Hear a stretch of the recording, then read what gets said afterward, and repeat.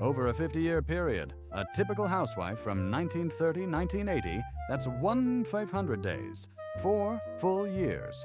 4 years of life spent standing at a sink, hands in water, scrubbing dishes, not doing anything else, not reading, not working, not relaxing, not creating.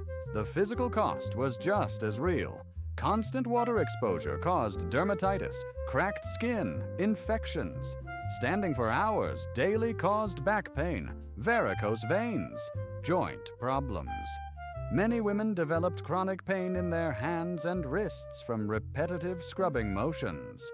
By age 50, many had arthritis in their hands, directly caused by decades of dishwashing.